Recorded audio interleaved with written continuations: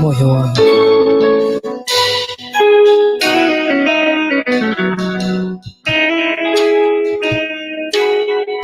we bless your name, Jesus. Moyo wangu usilie tena, moyo wangu usibabaike.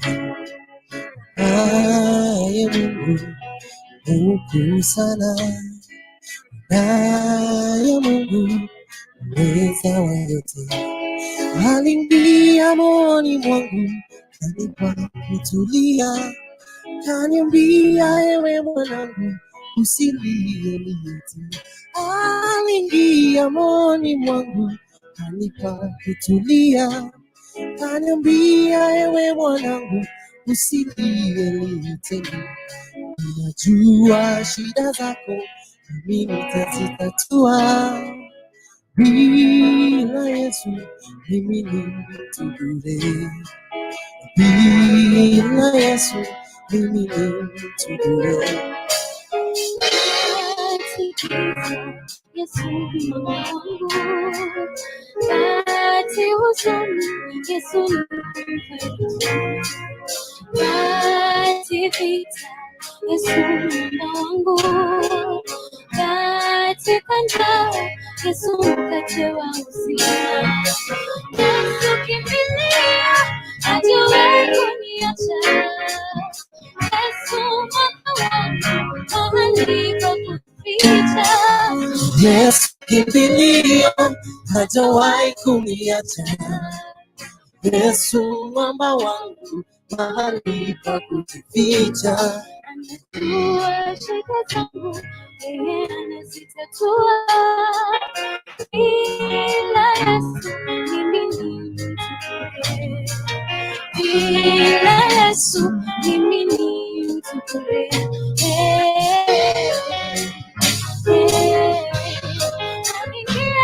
Aliingia moyoni mwangu, kanipa kutulia, kaniambia ewe mwanangu usilie niite. Aliingia moyoni mwangu, kanipa kutulia, kaniambia ewe mwanangu usilie niite. Ninajua shida zako, mimi nitazitatua. Bila Yesu mimi ni mtu bure. Bila Yesu mimi ni mtu bure. Aliingia moyoni mwangu, kanipa kutulia, kaniambia ewe mwanangu usilie niite. Aliingia moyoni mwangu, kanipa kutulia, kaniambia ewe mwanangu usilie niite. Ninajua shida zako, mimi nitazitatua. Bila Yesu mimi ni mtu bure. Bila Yesu mimi ni mtu bure.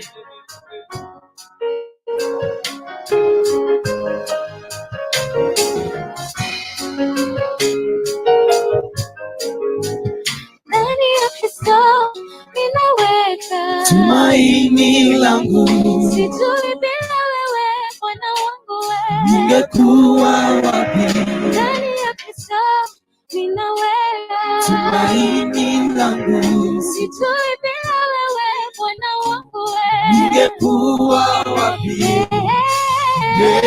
Yawe wewe yote kwangu. Yawe ningekuwa wapi. Yawe wewe yote kwangu. Yawe ningekuwa wapi. Nikataa Yawe wewe yote, wewe yote, wewe yote. Yawe Yawe umesimama nasi. uko pamoja nasi, Yahweh. Yote kwangu wewe, weni yote kwangu wewe, umekuwa nasi Yahweh, haleluya, Yahweh, weni yote kwangu.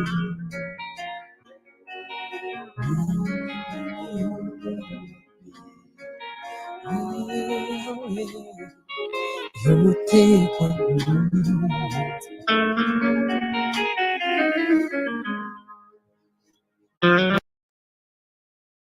Bwana uniachie hadi mwisho wa dahari, ulisema uniachie. Wewe ni Mungu uliye mwaminifu siku zote, mimi ninaiweka imani yangu kwako Bwana. Sing Lanis. Kupitia maji mengi au moto, uniachi. Toa jina langu wewe Bwana, uniachi. Unatengeneza njia tapito kule. Wewe ndiwe Alfa na Omega, umeahidi ewe Bwana, uniachi hadi mwisho wa dahari, ulisema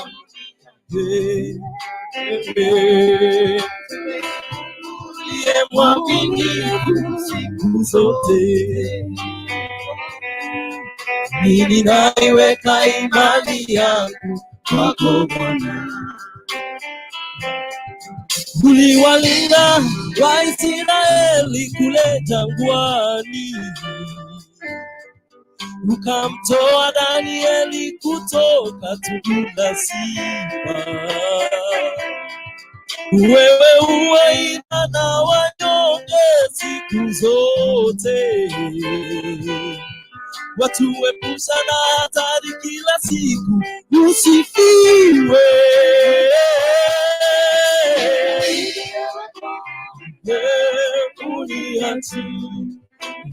Uniachie hadi mwisho wa dahari, ulisema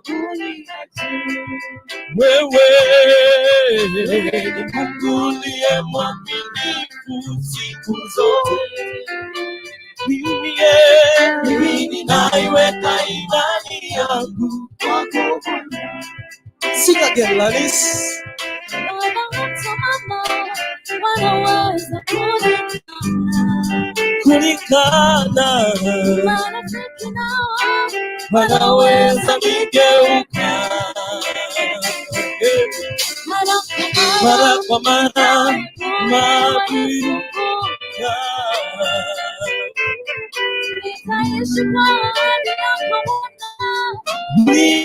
niachilie.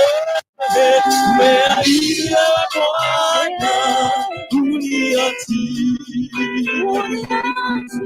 hadi mwisho wa dahari, ulisema uniachi. Wewe ni Mungu uliye mwaminifu siku zote, mimi naiweka imani yangu kwako Bwana. Umeahidi wewe Bwana, uniachi hadi mwisho wa dahari, ulisema uniachi. Wewe ni Mungu uliye mwaminifu siku zote, mimi naiweka imani yangu kwako Bwana. Umeahidi ewe Bwana, uniachi hadi mwisho wa dahari, ulisema uniachi. wewe ni Mungu uliye mwaminifu siku zote. Mimi naiweka imani yangu kwako Bwana.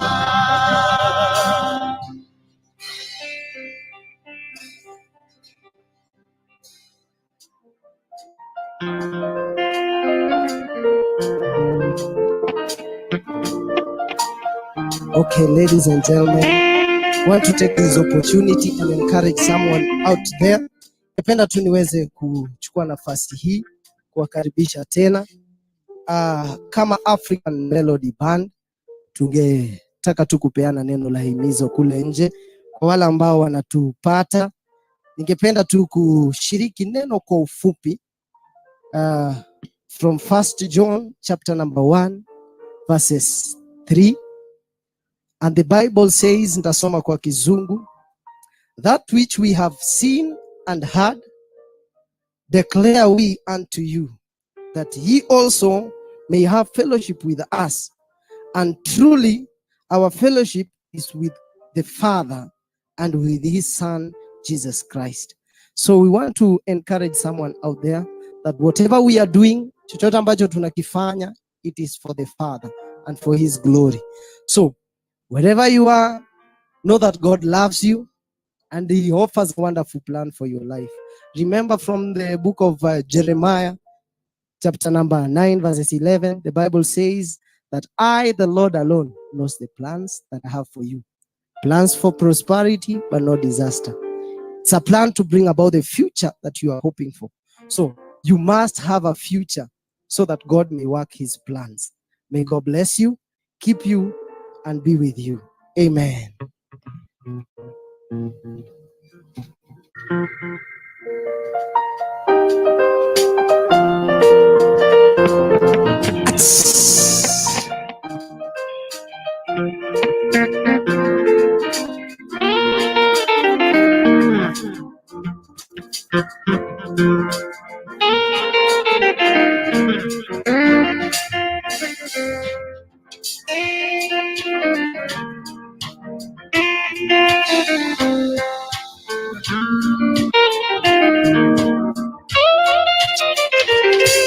Mamita mapito Emmanuel, mamita mapito Emmanuel, mabito Emmanuel, mabito Emmanuel, mamita mapito Emmanuel. Mamita mabito Emmanuel, mabito Emmanuel, mabito Emmanuel,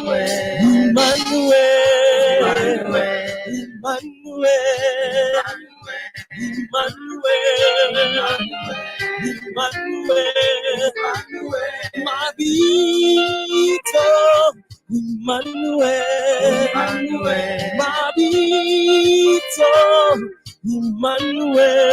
Emmanuel.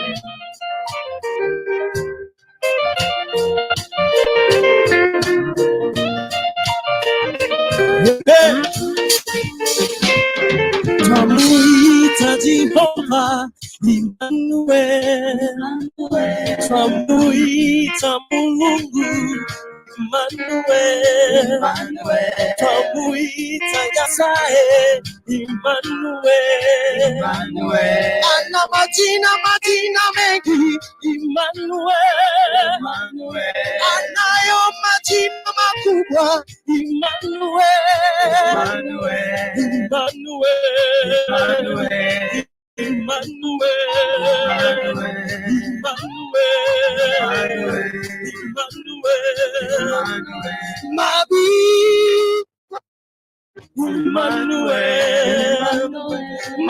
mabito Emmanuel,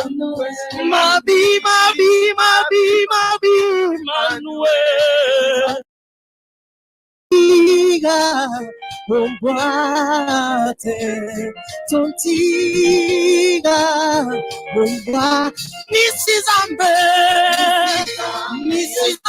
Baba Nisizambe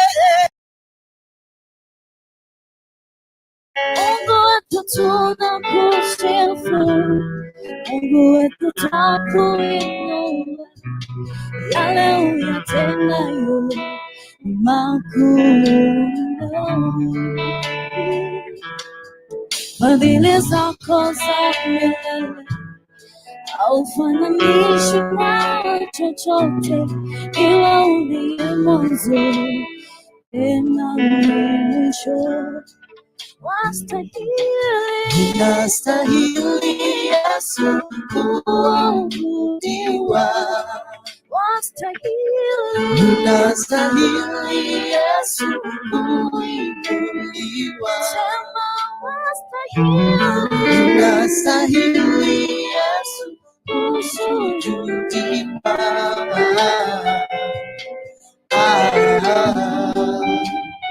Unastahili,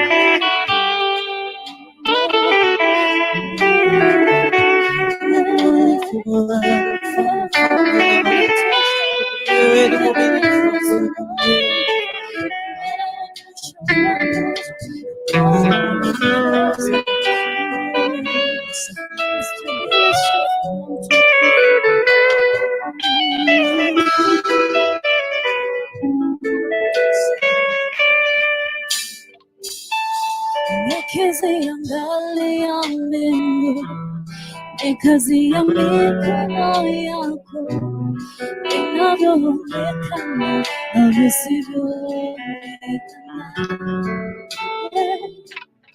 Nani kama wewe Mungu wangu, hakuna wa kufanana nawe, milele na milele na utadumu. Nikiziangalia mbingu, nikazia mikono yako, inavyoonekana na visivyoonekana. Nani kama wewe Mungu wangu, hakuna wa kufanana nawe, milele na milele na utadumu. unastahili Yesu kuabudiwa, unastahili Yesu kuabudiwa, unastahili Yesu kuabudiwa.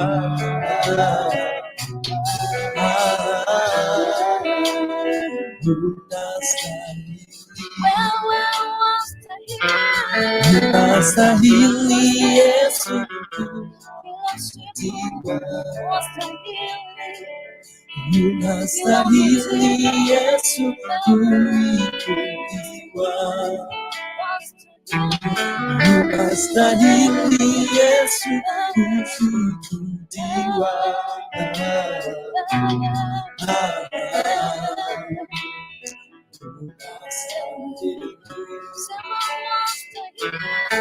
Unastahili Yesu kuabudiwa, unastahili Yesu kuinuliwa, unastahili Yesu kuabudiwa.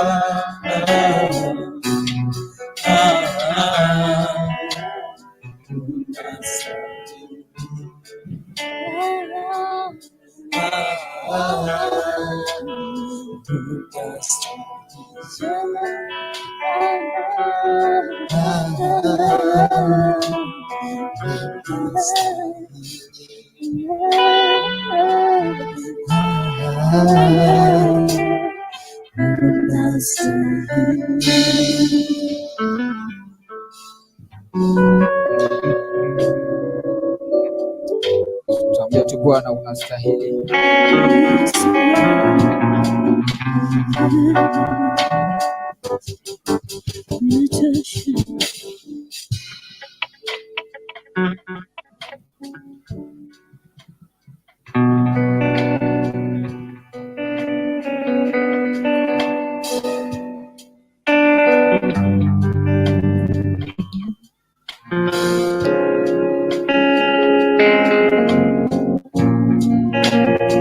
Tunamwambia tu Bwana unastahili.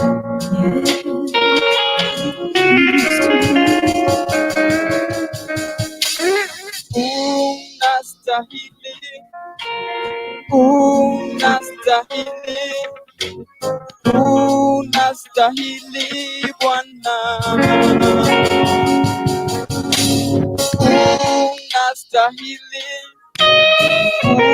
unastahili, unastahili Bwana, upokea utukufu, heshima na uweza. Unastahili Bwana,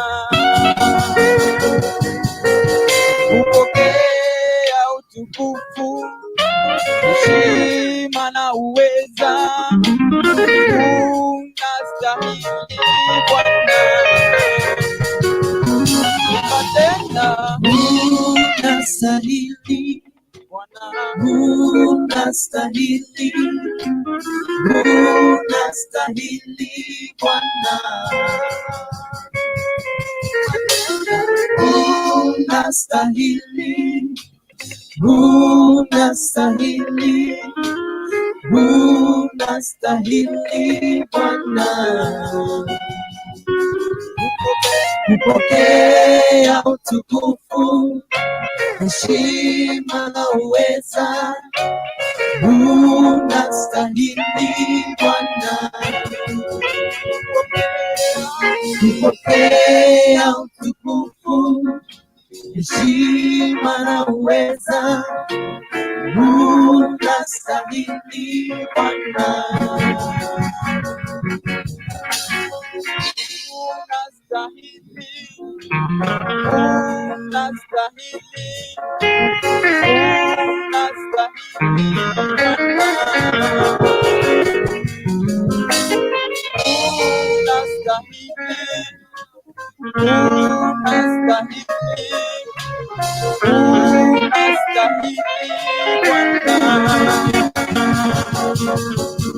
upokea utukufu, heshima na uweza. Unastahili Bwana, upokea utukufu, heshima na uweza. Unastahili Bwana, tuimbe zote. Unastahili Bwana, unastahili, unastahili Bwana, unastahili, unastahili, unastahili Bwana, upokea utukufu, heshima na uweza. Unastahili Bwana.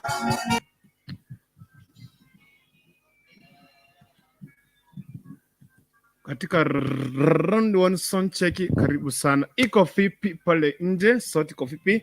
Good evening, good morning, good afternoon and all of those and whatever. Salamu zote na wasalimia za asubuhi, mchana, jioni na usiku. Hamjambo watu wangu pale huko nje. Mko vipi? Ninafanya sound check hivi, sijui kama iko sawa, but I'm coming back. We'll see on how to do these things. All right, if you are getting me loud and clear, I want to welcome you to the house with Chinguru Chonsi P totally. So if you are getting me loud and clear, let me just welcome you to the house. Karibu sana ndani ya nyumba tukaweza kuzungumza mambo mawili matatu. Yeah, sound check. Iko sawa. Nashukuru sana, sound check iko sawa. So let me just get back here. I'm coming kufungua mchadara. Just a minute, all right?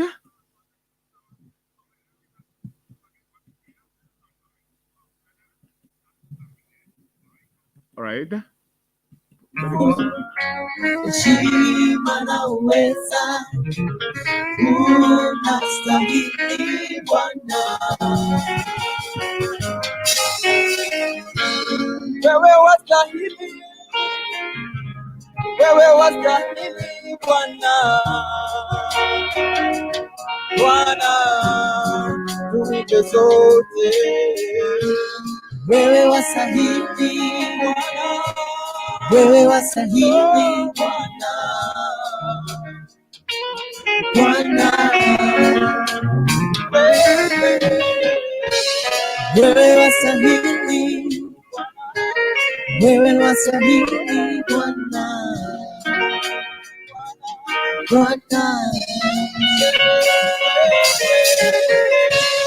wewe wastahili Bwana, wewe wastahili Bwana. Bwana, wewe wastahili, wewe wastahili Bwana. Bwana,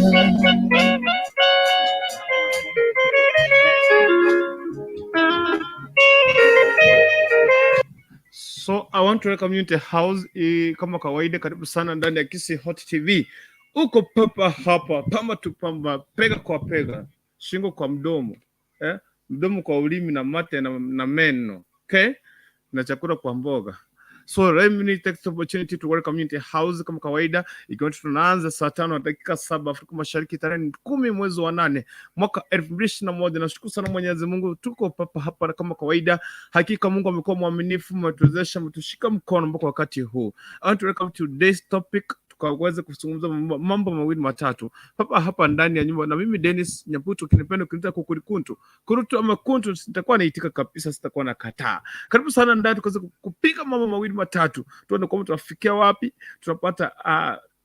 tunapata yani ujumbe upi. So without any further ado, I would like to welcome you all guys, wherever you are, wherever you present yourself, wherever what team diaspora, popote mlipo, na wakaribisha sana ndani. Watu wa kokari Kenya ndani, karibu sana. Nyanza, Rift Valley, Central, Northeastern, watu Mombasa, watu kila sehemu Tanzania, every place. So I want to welcome you to tonight's topic because tumekuwa hapa yani tukaweza kuelimishana mambo mawili matatu, kwamba sasa kuondoka. And if you are new to the house, inakuomba tu consider to subscribe. As you subscribe, and the next minute inakuwa natia linki pale, tukaweza kuingia katika mjadala party. Niruhusu nifanye hivi, funga macho yako nikwambie kitu kimoja. Mtakatifu shahidi mwingine, pokea sifa tukufu. Asante kwa wakati huu, asante kwa nafasi hii tena. Siku hii ya leo tunajivunia kwamba wewe ni Mungu mtakatifu, katuwezesha, mtushika mkono Bwana. Sisi sina la ziada na sina budi kuweza kukushukuru na kuidhimidi jina lako Bwana. Pokea sifa zako milele na milele. Asante kwa wakati huu, tunapoenda kuanza mjadala wa siku ya leo, tuombe ukaweze kutuelimisha Bwana, kutushike mkono, katuongoze kwa kila jambo. Asante kwa maana kwa Mungu mwaminifu. Siku zote wewe unapakia kwa yule tu Alpha and Omega, mwanzo tena mwisho. Mtakatifu, tutakwenda kuingia katika mjadala wa siku hii ya leo. Tuombe tuongoze popote tutakapokosea, tutakapokukosea Bwana, tuombe msamaha. Kama sisi wanadamu tunakosa, tunatenda dhambi. Mtakatifu, tushike mkono na kazi kutuongoza. Wanakisi Hot TV wote naomba popote walipo, kwa shike Bwana, kwa bariki wale wagonjwa, tuombe uponyaji tena makuu, kwa maana ni Mungu shemilele, na ni katika jina la Yesu tunakuamini. Amen and amen and amen and amen. Watu waseme amen. So even the house, as obvious as we do, I believe sisi tunafanyanga kama kawa, kama kawaida, kama dawa na medicine, kama kawa, kama medicine, as we do. So fanya hivi, okay? Just welcome 2 or 3 people in the house. Chukua link, share and invite the people to come to the show, and let them to come and share their ideas and their experience. Okay, all right. So here today, there's a topic, and tunaenda kufungua in the next 1 minute, but ninafungua topic tukiwa tumefanya hivi, wakilisha rekodi yako, sema kwamba mimi ninawakilisha team Kenya kutoka Kibirigo na Mira County, ninawakilisha, ninasalimia mtu fulani Okiondo, nasalimia avocado, omena, mapera, naomba kwamba sikuingia ndani ya show. Ukifanya hivyo, so umeruhusiwa kuweza kuandika comment yako pale kuhusu na mjadala wa siku hii ya leo.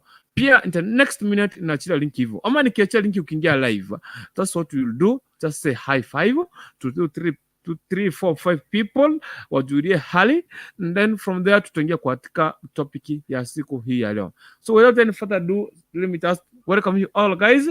Feel at home, feel at home. Also let me do this.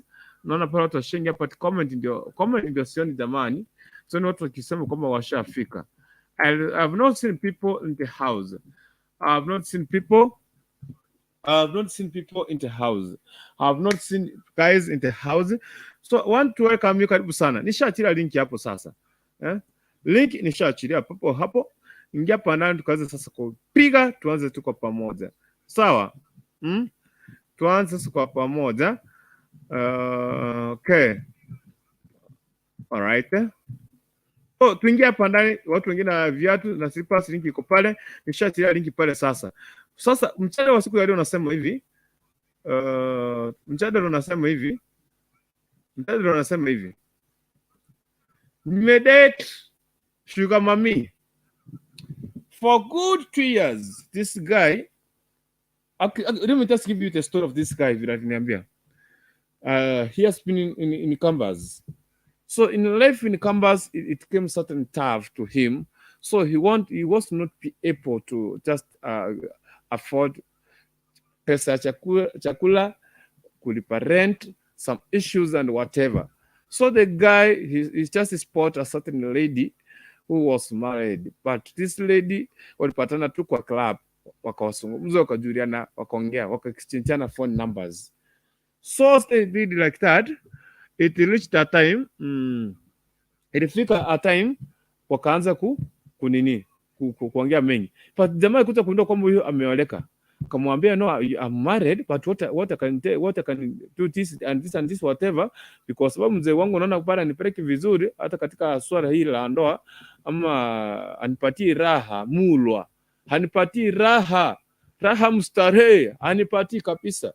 Sasa naomba kama unaweza raha, mimi nitakuwa na kushughulikia mahitaji yako, everything of yours, any need that you want.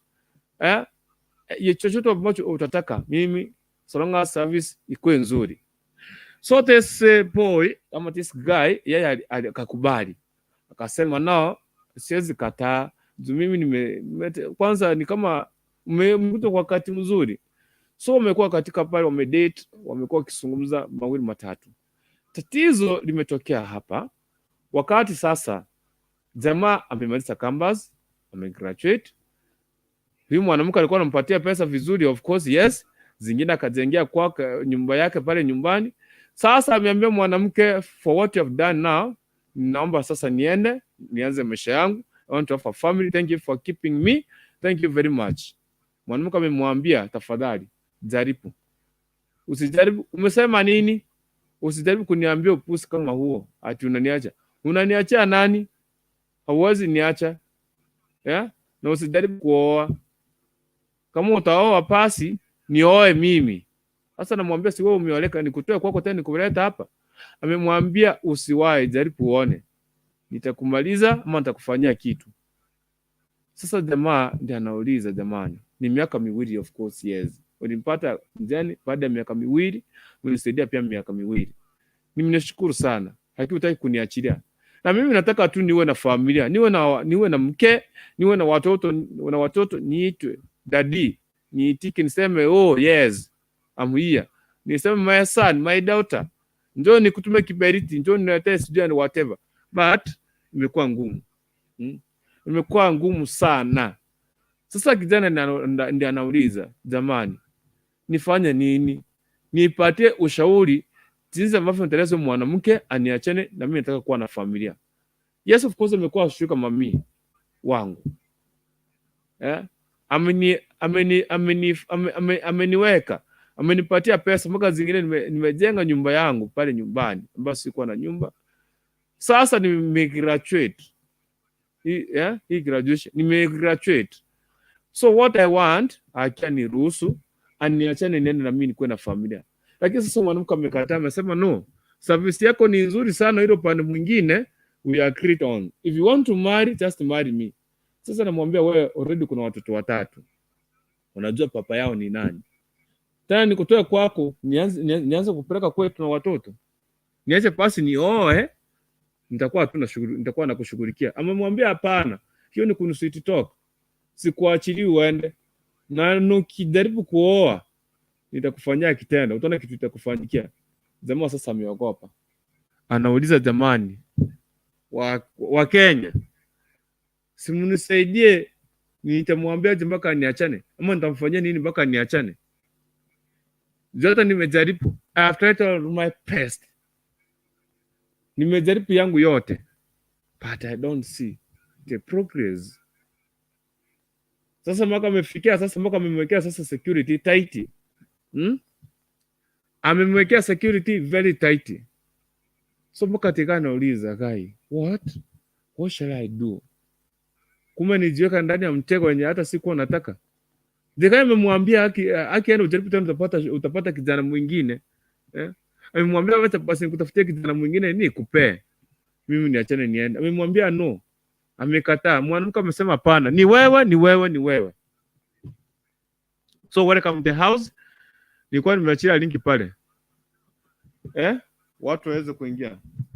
Tuweze kushare mawili matatu. Kama kuna ushauri ndio upatiane mwenzetu. Vile tutamshauri yote itakuwa sawa. You got pages just waiting. How many are we waiting? Hands up. Venel Nyagaka Simonjoro, tuko pamoja. Ruth Bosibori anasema clapping hands. Karibu sana. Egesa 047 so kwa count me in. Thank you very much. Hapa niko na via peps. Fungua kamera lende kaki. Iko langu sio mbodi gari ndata kubeka screen. I have via peps iko le kamera ndio kanga korora. Tino kubeka screen gali. Ndio kanga korora kuruga iga ma kubeka uchigoro gali. Iko lango.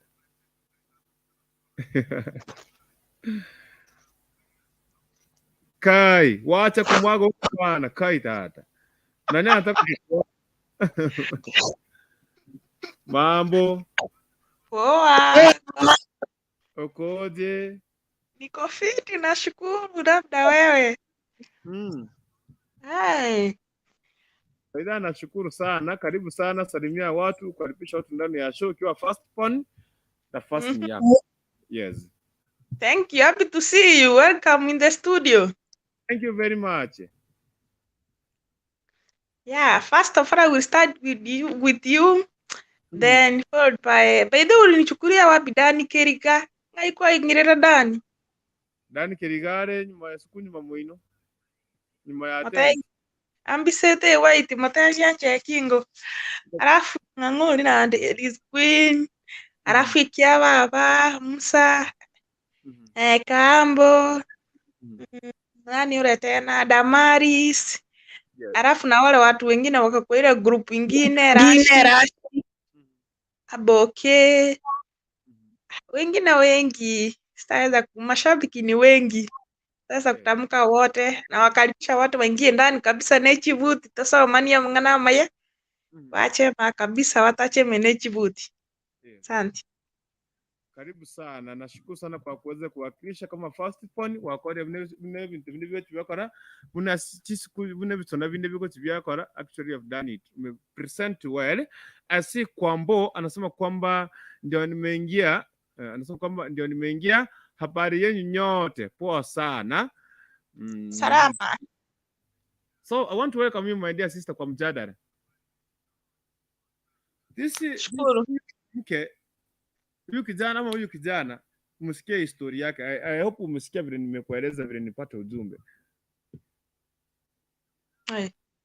Sasa nataka kupatia hapa nafasi, wewe chukua nafasi mpatie ushauri. Mwanamke amemkatalia na mwambia sikuachilii uoe. Kama unaoa nioe mimi. Aja. Hebu ngoja. Huyu ni jamaa, huyu ni boy. Alikuwa na sugar mami. Alafu sugar mami, sasa huyu boy amefikia mahali anataka kuoa, alafu huyu sugar mami anamwambia utaoa, ni mimi utaoa. Ni hivyo ama? Okay, huyu kijana alikuwa campus, ama sitaki kusema jina, amemaliza, amegraduate. Sasa tangu apatane huyo sugar mami ni miaka miwili iliyopita. Amempatia pesa na walipatana kwa club. Anampatia pesa, kijana amejenga hiyo pesa pale nyumbani. Kijana pesa ilikuwa analipa rent, inalipa school fees, inamlisha. Sasa amemaliza, amemwambia now thank you very much my sweet baby. Najua ulikuwa umeoleka. Mimi nilikuwa nakupatia service nzuri ulikuwa unapenda. Sasa niachie niende nioe na mimi nikuwe na watoto. Sio kama mimi amesema tafadhali, siwezi nikakuachilia watu wafanye nini. Kama unaoa nioe mimi. Kama unaoa nioe mimi. Sasa ndiye anauliza jamani, mnipatie ushauri vile nitafanya juu amejaribu. Amemtishia. Jamaa akitaka kutoka tu hivi anamwekea security, amemwekea security juu huyu mwanamke ndiye amelipa rent. Mali jamaa anaishi. Sasa akitaka kutoka hivi unaona tu anaanza kupigiwa simu. Juu nyumba iko na CCTV. Atunaenda wapi? Akisema tunaenda mahali anapigwa mtu wa kumpeleka. Sasa nauliza afanye nini? Mwanamke amemkatalia.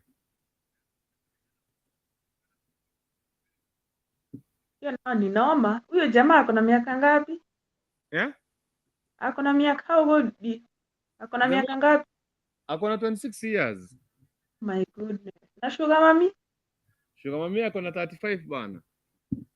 Ni noma. Bwana umusunyunte yeme si nyonta bwana ko risk si rahisi. But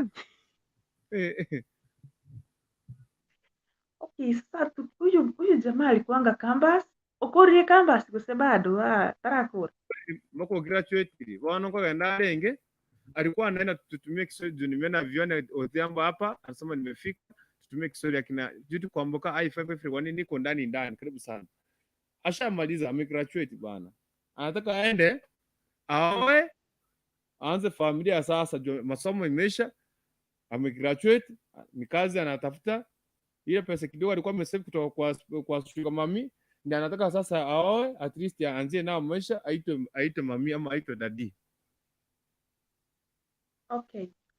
Kwanza ndio tanga ni jamaa alifanya makosa sana. Na kipanda acha go date the age mate of his mom.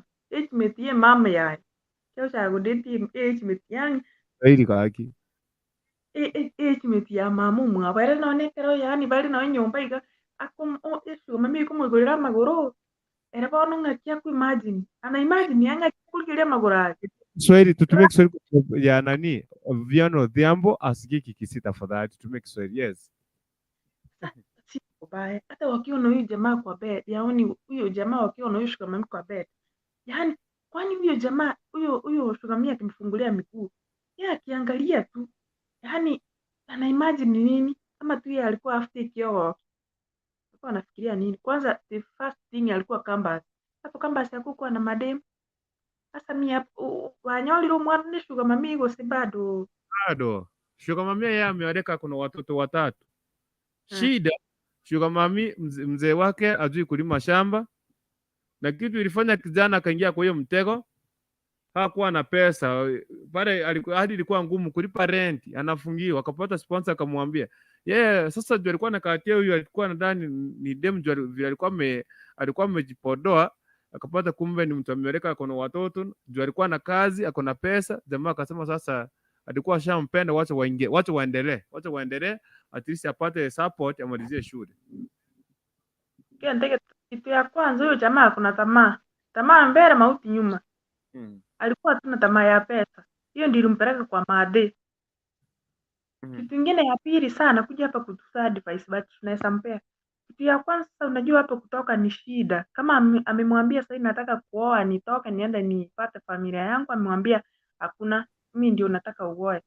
Kitu ya kwanza bona umusamo kungo ibana umusinyunze yemi si nyonto mubwatire si rahisi mujamu ibara rugabu. Era ngo ndiadi ne sugar mami ngora ngakia kunyando. Asenje it's not easy ara rose sugar mami no monto 26 years. It's not easy nyogo soko mwakire sinu. Ata ngayogo motomero monto cyo moiro chinande oroti sugar mami vuli lako anamuendesha. Eh. Hani anamlima poa. Sasa unaona hapo na mzee wa huyo sugar mami atengeneze maneno. Unaona sasa huyu kijana saa amechalipia maisha. Na huyu madhe akona watoto wakubwa. Unochanga kia kwa risk kuraba. It's not easy but. Sasa kinta kwa neki. Okay, nchipa mtandara moteiga. Hiyo time kama huyu sugar mami ametoka. Na huyu jamaa na yeye pia ni ampaki kwa ground peke yake. Kama huyu sugar mami ametoka na kuna CCTV. Akitoka hivi anapigiwa simu eti unaenda wapi? Kwani hiyo CCTV mshika? Yezi mshika, sinaangalia tu wakati ametoka. Aende tu hivyo. Aendange atama aende mbali kabisa. Atoke mbali na huyo mama. Jusa that's anamuwestia time.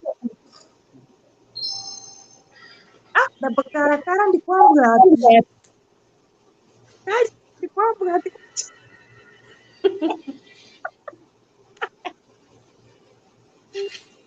Probably. Kata fi maine. You but you were for that. Tota wane kifara. Yes, No ga. No turusha hiyo muziki. ni nyinyi ndio mnacheza muziki hapo. O mwana, umasikio wetekana makabu. Nini na YouTube ni shida ni si kwa ambia zime. Kenke. Na Kate. Sawa. So, karibu sana. Karibu sana salimia watu. Ayenda pakara na spera hapo mwambia zime kapeli.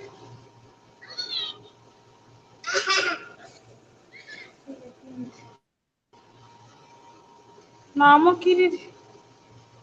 Ndete kendo kenda squeeze geko garaba muraba mwatu arieta mayebes. Kono baga mwatu tuga mami echi ya mami omino asinjie tamu pesa. Na ruta gete. Kono kero kwa metu ga mami yoko igwa. What comes to your mind? What comes to your mind? Yani, wait. Na wahurumia.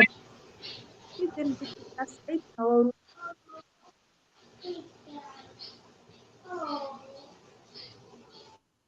Tapukare maine ndi kwambwa ati gochaka igana ndi kwako rasa kwari. Ah. Tawa tika ni Jesse na wewe wa igoro. Tijia ya ninja na mbogani ngata omo na kie simyeteri kwa kai. Oiga.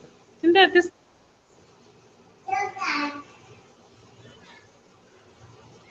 Tota iba kankira man karu. Sa kwa nyama mu.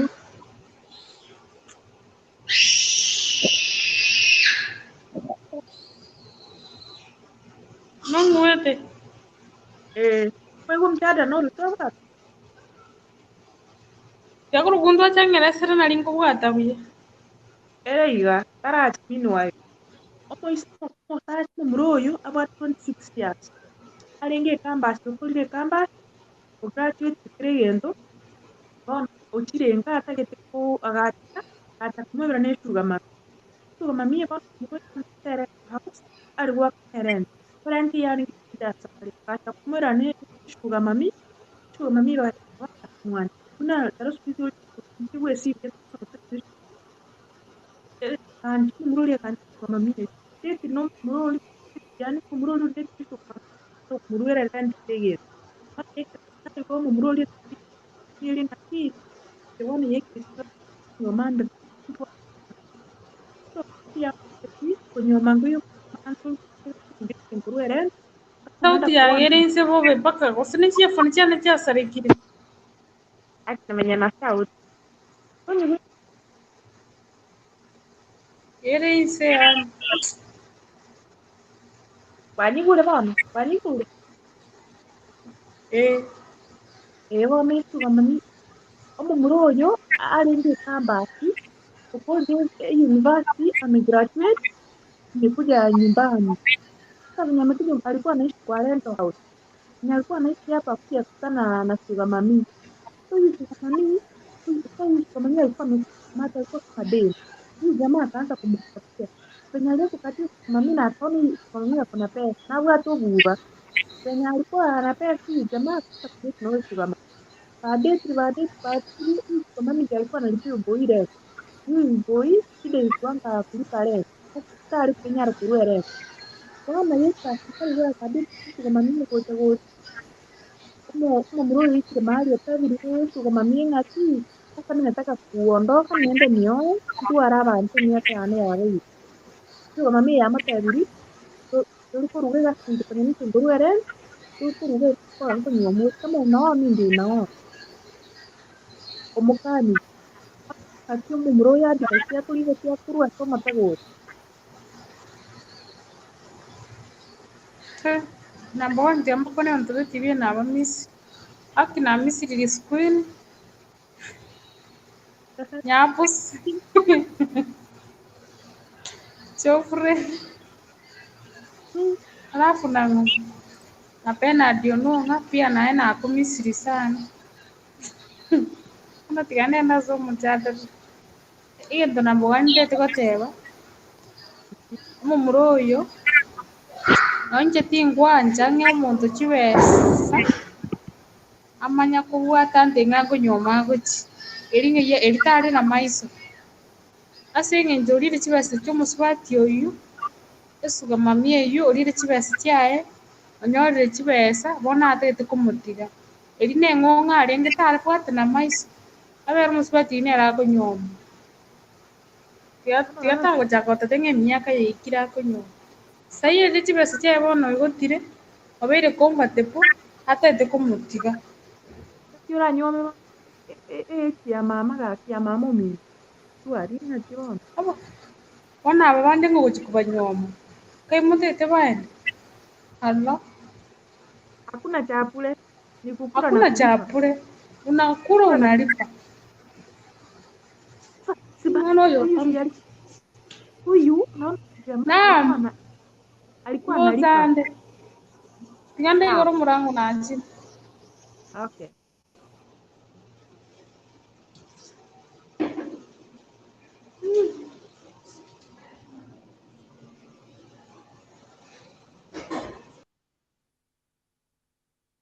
kurugutuka yenda gakiontige studio deno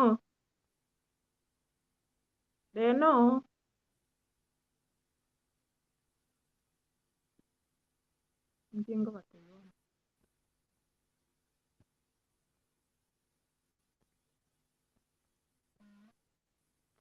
studio ametoweka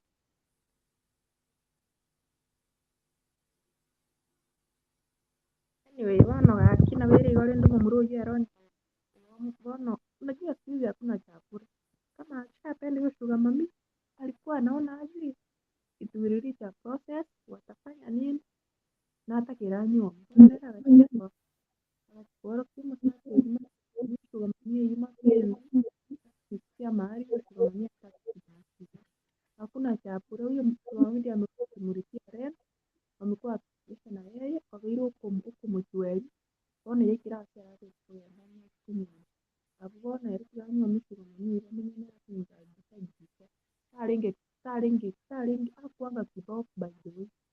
Alikuwa anaona he used to what to be natural. But now it is the moment unataka kutoweka. Jua saa kura saa onyore hivi pato kuruka basi sugar mami sana anataka kuondoka. Not easy my day but na hiyo sugar mami na yari kwa niona sugar mami wanajitaki kiudi ni sana hivi not easy kumusiga kumwaraga nandi bono nakari kumuchweria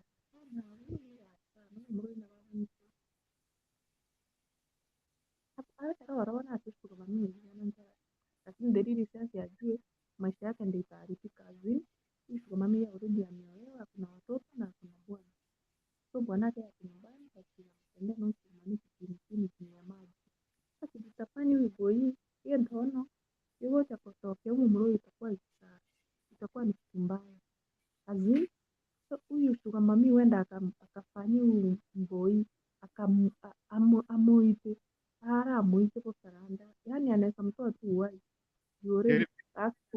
Deno ulienda wapi? Nilikuwa nimeitwa kidogo, nilikuwa nashughulikia mtu hapa nje, nimerudi. I'm sorry. Kelvin arudi hapa, nimemwona. Sasa tuendelee. Nasi ndio hiyo asema kae yako juu wendo kama kule kama alikuwa analipa, kama alikuwa anakula lazima atalipa. So abwate rero kama mimi bana uchako. Ndio korua sishu kama mimi kana ndio ngakwa mulemiro uyu kule kale ntombi ya vile. Au tika tena kwaje? Pambana na hali yako mazee. Nimerudi. Na iranire. Nare gotebaiga. Huyo kijana au huyo mama kila alikula pesa yake. Pia alikula pesa yake, sasa amepata pesa ndio anataka kutoroka. Kuna kitu ya pesa hii, analipia hiyo mali. Ameoleka. Mama ameoleka, kuna watoto watatu. Nini anatoka tena?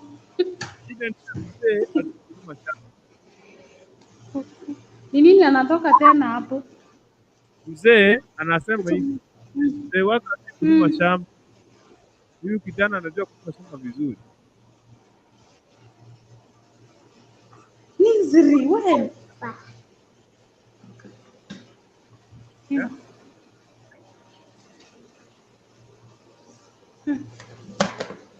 Abokar. Omwana orege igagonjanda gakitika ndamukire. Sawa. Kevin Kivo. Ati alikuwa analima shamba vizuri. Sasa Kone kirako limeshamba kujana ngina nyoro mondo kwa mambo kondo kujana kia uwanjani. Lazima anakaa hapo. Sasa hapo yeye ameoleka. Kijana anataka akuwe na familia. Akuwe na familia pia, yeye aitwe dadi. Si anaitwa hapo kwa nyumba dadi. Tena dadi mgani? Sasa Acha peana sugar mami mtoto. Sugar mami lazima atampea mtoto. Kwani nani ataenda kumuoa huyo na yeye? Sugar mami ako na mzee wake. Unaona? Ako na mtoi? Ako na watoto watatu. Hiyo ina shida, bora ako na pesa. Mimi sioni haja nini hiyo kijana anaenda. Akae na atamsalia mwingine mdogo. Sorete huyo ameoleka. Atakaje wenda bukarakara kabo. Atakaje huko nishu kama mimi nenyo mimi nebo mama ka. Mrumu kwa. Mrumu pati miaka 20. Nakiona mwana yako njane kero mchata roro muya.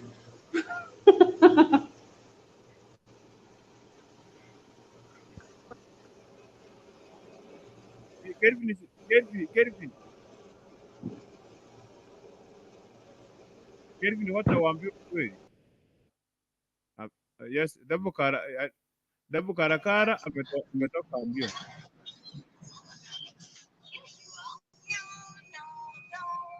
Music, funga music.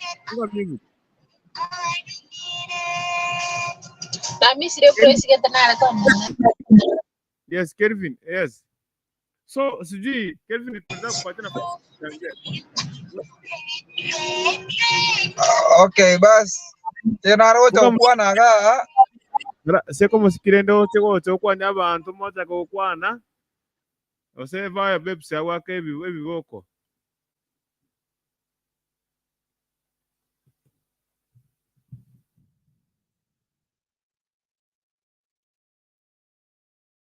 Mute mic. Okay. Tunapoendelea hivyo, I want you to know this. Huyu mwanamke alikuwa ameoleka. Vile alikuwa ameoleka, alikuwa na mzee. Mzee hajui kulima shamba vizuri. Sasa wakiwa kwa pale kwa club, aka jamaa kalikuwa canvas na ilikuwa weekend. Akaangukia. Kuangukia, wamekaa miaka miwili, anampatia pesa, amejenga nyumba, nimemlipia rent, nimempatia chakula. Sasa kijana amemaliza mpaka amegraduate, amemwambia sasa thank you very much my dear sister. mlikuwa unanilinda, sasa wacha nienda mimi nikaoe, vile wewe umealikuwa uko na mzee na mimi nikaoe na nikuwe na watoto hata mimi. So asante sana. Mwanamke amemwambia sitaki kusikia story kama hiyo. Wewe mimi ni sugar mami, mimi nitakulia, nitakupatia kila kitu. Haya basi, kama unaoa nioe mimi, usioe mtu mwingine. Au ndio yeye anasema. Sasa ameshindwa. Akijaribu kutoka, huyo mwanamke anaanza kumtafuta, anamtishia. Sasa mpaka jamaa ameogopa, ameshindwa anafanya nini? Amejaribu juu jini vile anaweza jitoa hapo. Imekaa ngumu. Sasa wewe unaweza mpatia maoni yapi ili akaweze kutoka kwa hiyo mtego, hiyo shida? Je, vayo kiatu ni wewe ungejitoa aje hapo ndani? Mimi nilikuwa nimpatie na link. Kevin P4, nafasi ni yako. Karibu sana.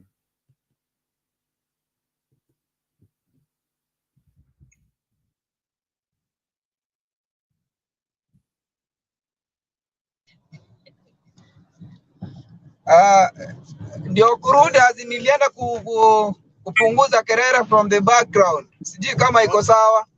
Iko sawa. Ya, nilikuwa na majeshi wengine hapa ambao wananilinda, sawa, ndio maana walikuwa wanapiga kelele. So kitu mimi nilikuwa nasema kitanga ni terara kwani over studio boss na bali batoligereti. Jera ro gotego mu mroyu agenda endia nyo. Na ndira kuboliga. Esuga mamye bono lende baba irenere. Mba kwane tegendo na timbaji banyoma nekero mu mroya akole skuru na akole university go mu kungo ya mulendire. Kwanye mba teba nitingo nyoma na wale ne kwerende ni kuni tu wanapigana. Omusacho yu akore kenda nyome. Ande kera nyomire tatwara ande birangara libiribyo ko kigenda ko cha wako muntu oli kuni. Kinagina ro ko tayaba mu mroyo anda nyome by the way. Bono kwanye muntu ikabwate miaka 60. Oya abwate miaka 30. Ingia mwanjirete kerenge 60. Ertar ko kana from the word. Bono ngwange chipesese. Munyome tara mutringiti. Akamutingara. Yes, tumara. Bono mu mroyo yatatingiri. Mwanamke hapa. Mwanamke ako na 35 years. Kijana ako na 26 years. Sasa shida ni ile. Huyu mwanamke ndiye analipa nyumba rent na nyumba ni ile apartment iko na security. Na iko na CCTV. At the moment ya gate, anampigia simu na muuliza naenda wapi. Ndanganya naenda mahali anamwambia ngoja nikutumie taxi nikupeleke mpaka hapo na mtu mwingine na security upeleke tena urudi. So nao watu wenye wanampeleka pale wamelipwa na my brother. Omo wote mnakerenga bwana 26. Omo esuka mamine mnakerenga bwana 35. Bono leno mu mroyo ta ko munyoma leno kwa nyoma le mamie tera nyo. Esuka mamine nyoma ile bota bana batatu. Ano inane tamba uta. Inane tamba uta na kwenda kabisa. Inane tamba uta na niwe seja bwana tio kwa nini kule. Otanyo mwako etari kama leta mekitax waya tege. Kwa tari kama usane kitaka kama taitaka to imusacha na ati yake kuni pasua kwenda. Korubacha kantenere baka waikiria bana batatu. Erembo ngajikia letira kama tabeli bo batatu bana batatu. Tena kwa waka nyonja yako nyoro mwana na waka nyoro. I am your one of my sister ngakie ba bere baka waikiria bana ba. Mbona hapo kulia rais na ati mondo tali waka kuni buya. Kuni buya. Jabona una to mbroti gara ire mbroti gari ya sasa ndeke. Amtana konyo mire ngai muko. Inchemo omo mbroya era njara na omo mbroya atala ira konyo ma senge njo muntu lingo mulekale. Omo mbroya ara ge myaka ka ko yemi myaka 35 ama ko konyo ma ko nyabona ara dire chipese. That's no ko se ali chipese mo. Na tabi araka bwana miaka 35 sasa ndo liko hota.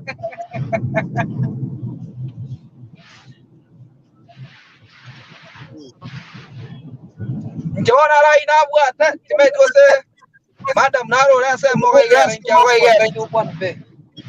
Tena hata once tamba uta Yoroche. Ikabanya kwa kanike chete.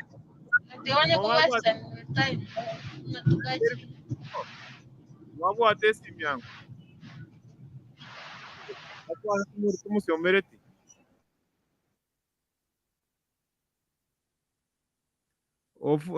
Uwaseke microphone. Iko nara tigara kwa no. Bono kwa na bono. Obata inakia muntu ya kwenda kwa kugechieta anya kumwake. Jena ate ndawansi nabasaleku. Oyerekera roji no mukale no mana na kera kwanjiro mongno kera mete na nyomi. So no botamba uta. Umeta wani ndeki amesoea. Bado gocha konyoma. Akanyoma maisha kama ke arengera ni mongno oli ko murage. Bono maisha ko yawo chokoleta mbrene rote kira murage ya retafuat. Nando nyoro njukiro sele ko ina ndabanyine murage. Let me tell you the truth. Na wabu na mwata bali tangani. Remember umukungu na nyomire. Keranyo mina nabwate chibesa ekaligi roje kone kabwate chibesa ndaga chikulia kamuisha kale bado kale kambas. Yes. You meaning that muisho mpaka likalenga kaka mkomwa kalenge kwerende batuya. Lakini ameharibu huyu kijana akikuja kuoa. Bono muntu kwata amagoso no nginoli because bono na arova isio muntu yo. Mungu na atakonyo. Tayari akioa mwingine mwenye ana pesa ya kumpea bado atamfukuza aanze akolengere lioli kwaro ikobona mumuroyo umuntu bwata makoso no wesuka mamie lakini ndasenge nte miaka ya 32 na 26 gapo iteri nene mono kanya ndiri yakanyoro mukungu yataranyomo mushira bare kwa namunyomere nabana bare batatu na ramanda amanyoli babere paisa ne batatu baga liya kutanga na kokota wono pesa na nkonde ndari na nyeti ndagira ngoragira Muroyo nere Deno, wata bangu mumuro babeli no oshuga mami emyaka ebere. Emyaka ebere no mumuro nere tigara arengeria pesi yae ne tora murigeri buya. Emyaka ebere bacha kitukudu no oshuga mami ojo. Bolirega oshuga mami kumugurera maguru bolirega kurbacha kitaki emyaka ebere yae. Erta ebona uche kulia raisinga yae ne shuga mami. Tigansu kurwa sare kera mulire chipesa kuna chapule no mumuro nere upstairs nja arenge down kidogo. Tora mukombe tora murigeri nere buya. Ekera namuboli. What you have to understand is that esuka mami kere atakiro kolena my friend kolena kerege na muntu de bwenzi tobora nike mano ndayo mane tebe sense warali ikobane yetuya tunete omumuroyo akati wanje suka mami na mali aliyo mukungu litangani no mukungu egendo janje teke akancho mumuroyo asenge njalo ko mwake kwerende omotebuya bone kanyalekana oliye moso mukungo yakancho yasenge kama no mumuro nera akamwanja asenge chebe seria kote aroje se position yeri are na muntu de bwenzi raro no muntu bwatebe sunta yora kan to be honest korali igo bono egente ketangani mumuro yara by the way by the time wala nyaka bwata motorendo abanya koraki abanya kwa ndonya gotenchelie hoyi bona keranyo le to muntu rote kwanga renge alo muntu ya ready como no school fees como kora 1 2 3 una deni shata ba mwere chibeto aga chere nyombo kora ile 1 2 3 kwaro ta ko manganyire na wana wa na kya ko munganya amuru musacho kyarwe umusacho ko senje ngwa nandiki ko ya sidi mbasiale bayi basambe nyo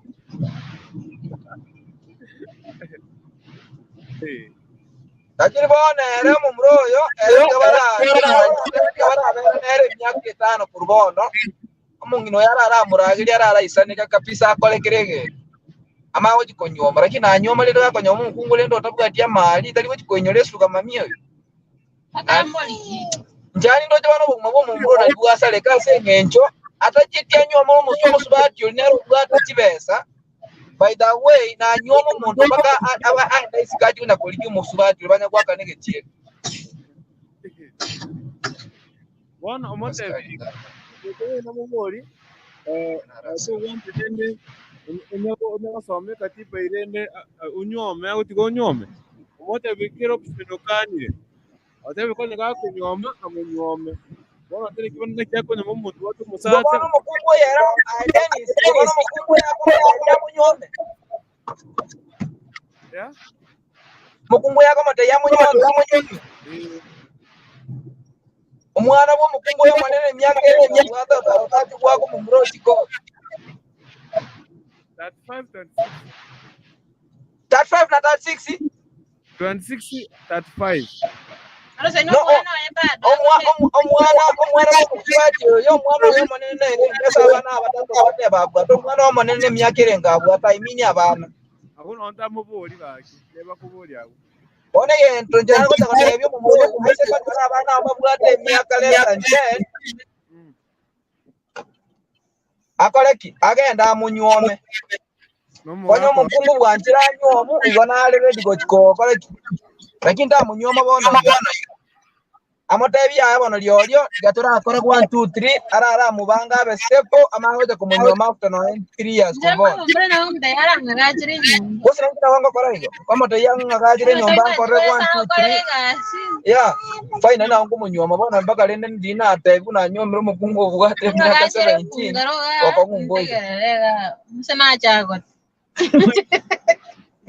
kwanza njengo munyoma lilia nkora irekere gento Kako kotabana gusiga amaye ko matebana nyo mukungu kabiri nekyorozi gende ngira kwa babiri Oino no bachini ose ngo nyo mukungu no kabiri ngo munyomera litanganya omo muroyo matebya nyo mukungu bono iga amakorre 1 2 3 amonyol nero mwana oyo era amonyol yo mwana oyo omo muroyo bana makoma tebya ya nindere ko nyo mukungu kabiri anyo mukungu kabiri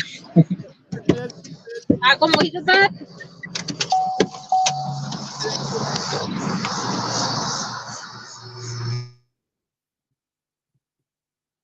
nga yagwetera azikonya magasiekereire. Linki iko pale wa karibu sana katika mjadala wetu wa siku hii ya leo. I tell you, ndani ya Kisi Hot TV kama kawaida, kama kawa. Ibintu birigisetega. Ibintu byarigisire kwa sababu ya vitu mbili tatu. Okay. So, where are you watching from? Na maoni yako ni yapi? Utasaidiaje huyu kijana? Utamsaidia vipi atoke kwa hiyo tatizo? Kwa maana ameshindwa. Ameshindwa anzie wapi? Afanye nini? Kwa sababu huyu mwanamke amekataa kumwachilia. Kama temusege ndombi yoko chikwaleti, bona I don't see the reason why tuachane.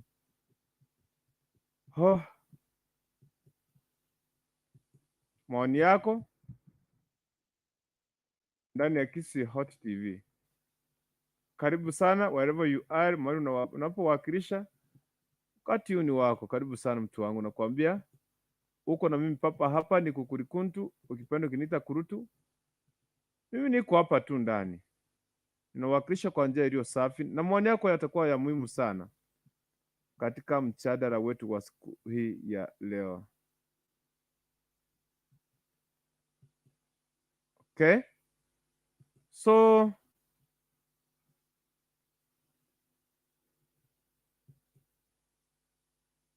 sijui maoni yako utampatia shauri upi? Kuna kitu na shughulikia hapa kidogo, tuone kama itakuwa vipi. Wewe utamwambia aje huyu kijana? Utampatia ushauri upi?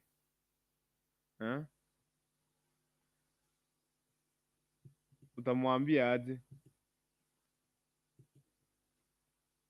Ndani ya Kisi Hot TV na mimi kukurikuntu nipo tu papa hapa ndani kuweza kuhakikisha kwamba unatupata kwa njia iliyo safi. Tarehe 5:54 tarehe 10 mwezi wa 8 2021. So imekuwa ngumu sana kijana kuweza kujinasua katika hii tatizo. Mwanamke anamwambia pasi, kama unaoa nioe mimi. Sasa na huyo anauliza, nikuoe? So nikikuoa, you already have a family. Wewe mwenyewe uko na familia. Unaitwa daddy, unaitwa mami, sorry. So how come mimi nitakuoa? How come nitakuoa mimi? Nilikuja kwako kama kijana nikusaidie kusoma katiba. Nimesoma katiba vizuri, nimefikia mahali sasa ninabidi kuondoka. Mbona usiniruhusu nikaweze kuenda nifanye zangu?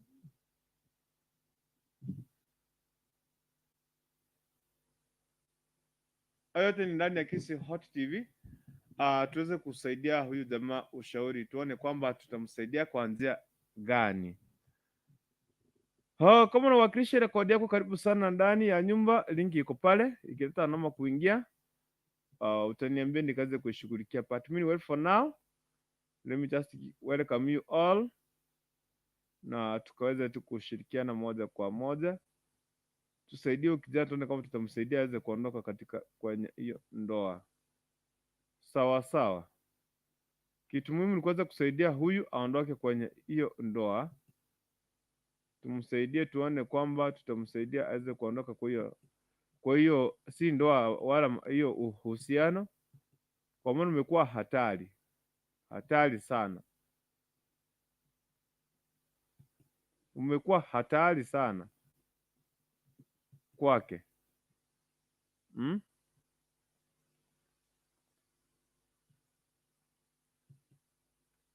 Umekuwa hatari sana kwake kwa sababu ya hii changamoto ambazo anapitia. Yeye aliingia katika huo uhusiano kwa sababu ya pesa tu, yani jamani. Apate pesa ya kugharamia rent na vitu zingine 2-3. Okay? Ndio aone kwamba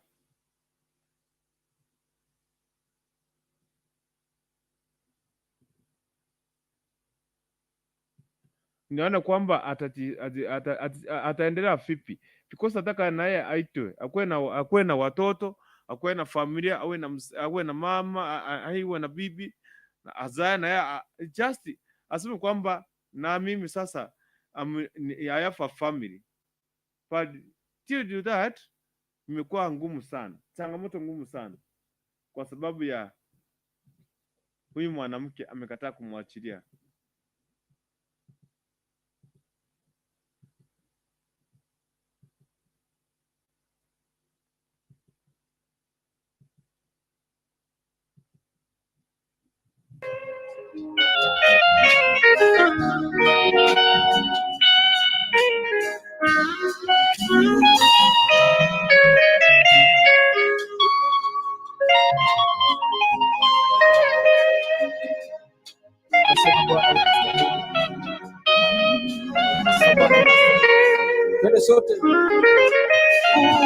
Unastahili tena, unastahili, unastahili Bwana, unastahili, unastahili, unastahili Bwana, unastahili, unastahili, unastahili Bwana.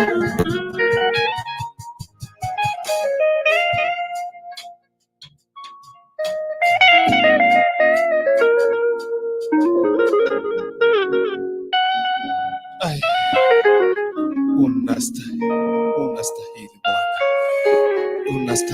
Asante sana, karibu sana ndani ya nyumba. Kama kawaida tupo bado ndani ya Kisi Hot TV, na kuambia kwamba mimi kama kuntu Dennis Nyabuto, yote majina yangu mimi nitaitika. Choose watu kaniongeza kwamba mimi ni function pale za harusi, za birthday pale, ukiwa na sherehe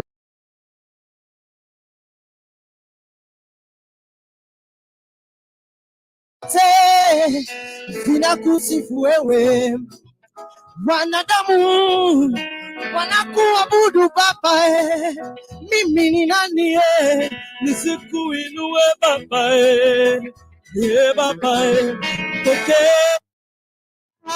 pokea sifa, pokea sifa Bwana, manukato ya sifa ni yako. Pokea pokea sifa, pokea sifa Bwana, manukato ya sifa ni yako. Pokea Baba, pokea sifa, manukato ya sifa yako, ni yako Baba, pokea sifa, pokea sifa Bwana, manukato ya sifa ni yako. Uliniumba Nikuabudu Baba, uliniumba nikupe sifa zote. Mimi ni nani nikunyime sifa hizi? Mimi ni nani nisikuabudu Baba? Pokea pokea sifa Bwana, manukato ya sifa ni yako. Pokea Baba,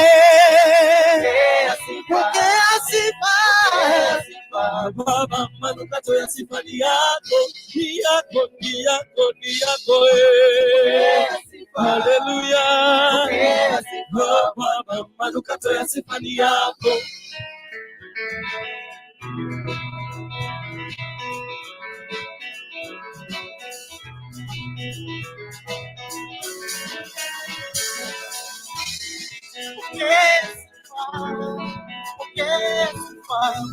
manukato ya sifa ni yako.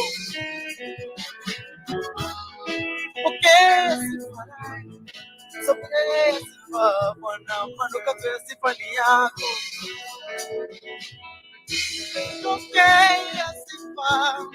Pokea sifa Bwana, manukato ya sifa ni yako. Pokea sifa, pokea sifa, Pokea sifa Bwana, manukato ya sifa ni yako. Pokea sifa, pokea sifa Bwana, manukato ya sifa ni yako. pokea sifa, Pokea sifa, pokea sifa Bwana, manukato ya sifa ni yako. Pokea sifa, pokea sifa Bwana, manukato ya sifa ni yako.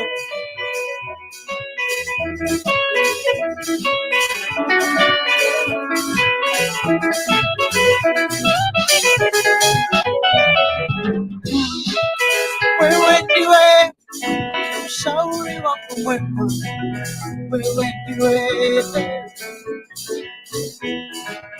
wewe ndiwe daktari wa uzima wangu Bwana, wewe ndiwe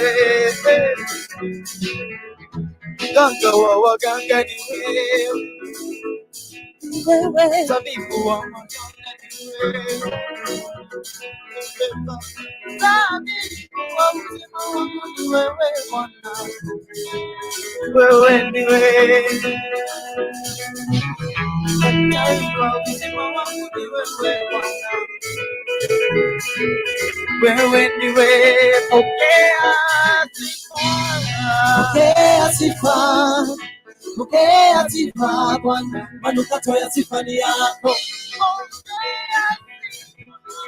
Pokea sifa, pokea sifa Bwana, manukato ya sifa ni yako. pokea sifa, Pokea sifa, pokea sifa Bwana, manukato ya sifa ni yako.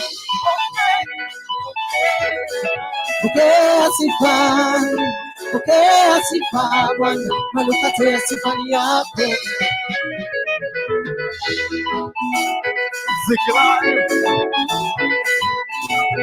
the African melody band.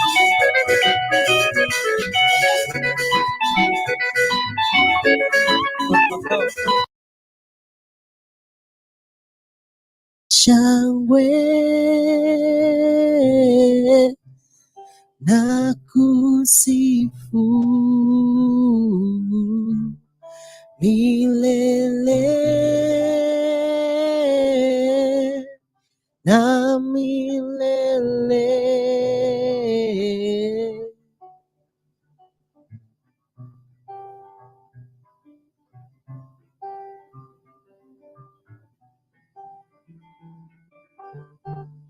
Kwa shangwe na kusifu ewe Bwana milele, na kusifu kwa shangwe na kusifu milele na milele. Shangwe na kusifu milele na kwa shangwe na kusifu milele na milele kwa shangwe. So kabla kwenda kumalizia, dakika ni saa 6, dakika 6 Afrika Mashariki. Sijui maoni yako ni yapi? Ikiwa tumepatia dakika 3 kabla ya kuweza kumaliza katika mjadala siku hii ya leo, na wale mmeweza kushiriki katika mjadala huu, nashukuru sana kwa sababu mmekuwa watu wa msaada wa karibu sana kwa kuweza kupatana ushauri muhimu sana. So kama uko na maoni ndio umeingia, sitaki kukufungia nje kama sijamaliza. Kwa dakika 3 zijazo nitakuwa tu nimekatisha show yetu ya siku hii ya leo, na nashukuru sana kwa watu kuweza kuingia ndani ya nyumba kwa sababu ya kwa kuweza kuingia ndani ya nyumba, ndani ya Kisi Hot TV. By the way, I tell you, Mungu amekuwa mwaminifu. So I don't know kama wewe, sitaki kufungia mtu nje. Huyu kijana amesema kwamba mimi mkalia vigumu sana kuondoka kwa hilo tatizo ambayo alikuwa ameingia, kwa sababu hakuwa na fedha, hakuwa na pesa ya kutosha. So mwenyewe akawa anawaza tuingie katika hiyo apate hiyo sugar mami. Amemaliza masomo, amesettle down, anataka sasa aoe. Lakini sugar mami amemwambia bana, uendi mahali, you be with me here. Unafanya kazi nzuri sana ile upande mwingine. So if you want to marry, you can marry me. So the guy ameshindwa. How can he marry this lady ama this sugar mami? Already, number one, the sugar mami ako na 35 years. Okay? Ako na watoto 3. Ako na mume. So how can you just marry somebody mwenye bado ameoleka? Ako na watoto. Watoto wanajua babake ni nani, hata kama ni pesa. So that's what the guy is saying. What can I do? I need to be safe. Jamaa anashindwa, anamtishia ile kumtishia. Anamtishia ile mbaya.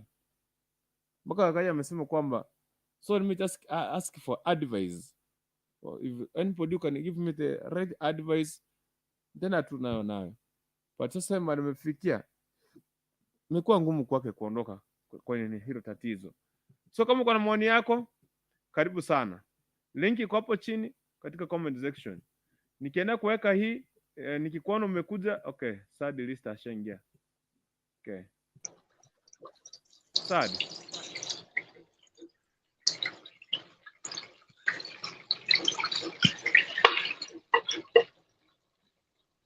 Sad jambo.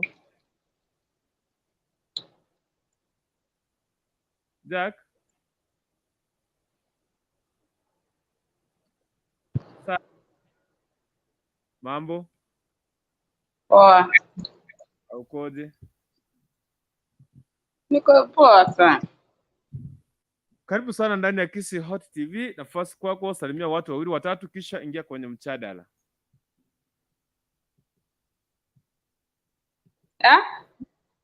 Nasema salimia watu 2 watatu alafu ingia kwenye mjadala wa siku ya leo. Nafasi.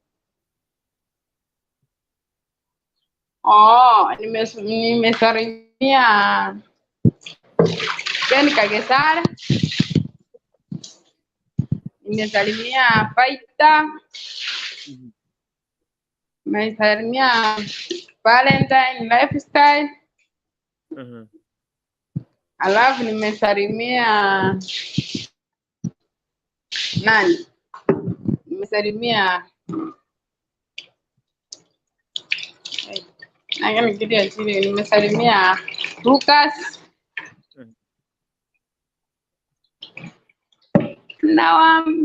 Nawaambia usiku mwema. sawa. Asante. Karibu kwa mjadala.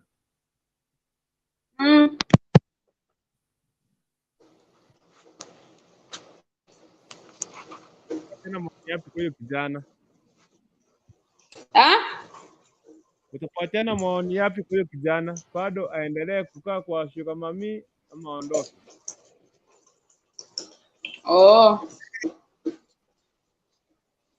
Sijui ni sauti yangu iko chini ama ni yako. Wewe uko sawa, mimi nakusikia mtu wangu bana.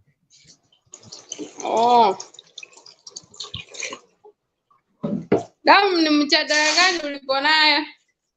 Nasema mjadala unasema hivi. Nimedate 2 years. Sugar mami, kuna kijana amedate sugar mami miaka 2 wakati alikuwa campus. Anamsaidia kulipa rent, kulipa school fees, na yeye anamsaidia kulima shamba vizuri. Mara kijana anataka kuoa. Aenda yake. Ameambia sugar mami, sasa asante sana kwa kuweza tumekuwa pamoja. Sasa nimeenda, nataka kwenda kuoa, nikae na familia, nikae na watoto wengine huko ndani. Sugar mami amemwambia kama unaenda kuoa, unanianzia mimi. Lazima unianzie mimi, lazima unioe. Sasa sugar mami ako 35 years. Kijana ako 20 years. Sugar mami ako na watoto 3. Kijana sugar mami ako na mzee. Kijana anataka kuoa, lakini sugar mami amemwambia, if you want to marry me, sikuachili uende. Ukienda nitakufanyia, nitakuua ama nitakutendea kitendo unaweza jua, lazima. Sasa kijana amechanganyikiwa afanye nini? Ndio anaomba ushauri wako. Sasa mimi binafsi yangu nilikuwa namwambia ona huyu mama huyu sugar mami anamtishia, anamwambia ati akienda amuoe, amfanyie sijui ni nini. Sasa mimi kitu yenye nilikuwa nasema, wacha waongee na huyo sugar mami vizuri, waelewane. Amwambie tumeishi na wewe, lakini nataka kuenda. Hiyo ndio amefanya. Sasa atafanya nini? Mimi kitu yenye namwambia sasa, wacha akae kama amesema ati amuoa, wacha sasa akae. Akae na yeye. Kwa sababu hata mimi huku kwetu kunaye mwenye ako hivyo. Amekuja kusema aenda kuoa. Amekataa sasa wanaishi hivyo. Sasa kama amekataa, wacha waishi. Lakini ako na mtu wake nje. Si huyo? Nani ako na mtu wake? Huyu sasa, huyu mfrana. Yaani anataka kuoa, amekatazwa. Mwanamke amemlipia nyumba yenye ameweka security. Kijana akijaribu akitoka nje, anatumiwa gari na security inampeleka mpaka mahali anaenda, tena anarudishwa. Jamaa hawezi toka yeye peke yake kwa hiyo compound, hawezi. Sasa kitu mimi nilikuwa nasema, sasa kama amewekewa security, wacha kae. Wacha kae sasa. Sasa tuwasi kumsaidia huyo. Aishi kuishi huko. Mimi kitu nilikuwa nasema sasa, kama amesinywa. Amemwambia anataka kuoa, amesema aendi. Kama anataka kuoa amuoe. Ni kitu nilikuwa naambia huyu mfrana. Wacha make sure ako na msichana nje, ampe watoto. Huyu sugar daddy akimpea sipini pesa sasa kutunza hao watoto wake.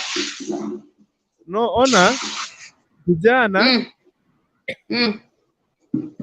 ako na sugar mami. Sugar mami ndiye hataki kijana aende kuoa.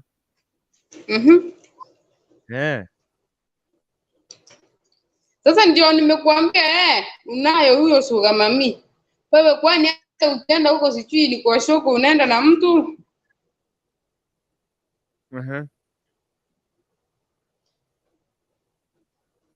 Mimi kitu nilikuwa nasema kama ni shoko, wacha atafute msichana.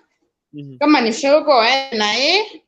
Kwani wapatane na yeye, waelewane, ampe watoto. Hii pesa sio kama mimi anampea, atunzie huyu mtoto amempea ama hao watoto amempea. Yes. Yeah. Na hapa kuna kuelewana na wewe. Shuga mami ameoreka. Shuga mami ameoreka. Ameoreka na tena anataka huyo. Na kuna watoto sasa anataka kijana. Huyu mvulana bali huyu mvulana hawezi kukaa hapo. Tuache ende. Kama akimfanyia kitu amfanyie. Ameenda ametoka hiyo kwa hiyo boma. Sijui ni hiyo boma. Waachane na yeye. Hey. Nisadi. Amejaribu. Kijana amejaribu kumwambia waachana, mwanamke amekataa, sikuachi. Wewe unajua kusoma shamba, unajua kulima shamba vizuri. Sikuachili, wewe ndio nakaa na wewe. Kijana amejaribu. Sasa mimi sijui nitafanya aje kwa sababu nimechukua mbinu niseme mfulana akitoka kama anamwachilia anatoka yeye mwenyewe akatafuta msichana ampe mimba.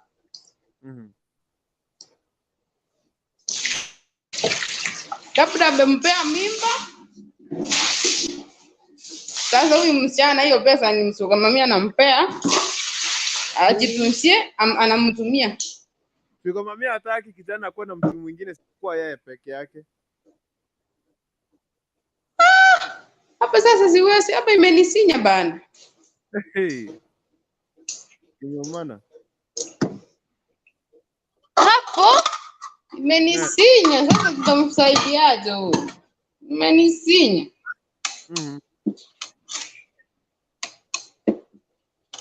Ama nimsalie watoto. Sasa ikikataa nimsalie watoto. Msalishe watoto. Huyo shuga mami. Already ako na 3. Yes. Ako naye. Lakini kwa sababu amekataa, sasa mimi ndio ninamsalisha watoto. Kwa sababu amekataa niende kuoa. Akikuzalia. Akikuzalia. Watoto. Watoto. Wacha mwingine akuja jadiliana. Mimi hiyo nimejadiliana hivyo. Kama hataki kwenda, wacha sasa mpe watoto. Huyo ako na watoto 3, wacha muongezee wengine kwa sababu amekataa asiende kuoa. Amuoe.